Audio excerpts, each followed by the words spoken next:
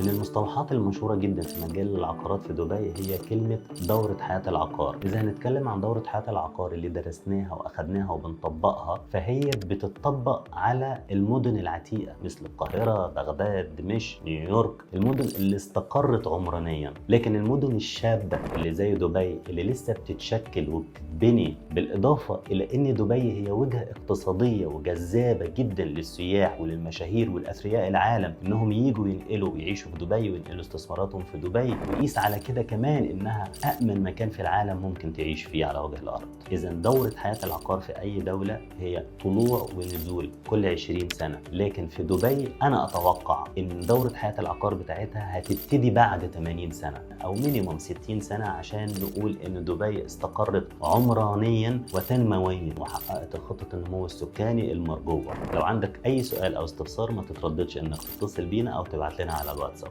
شكرا، مع السلامة.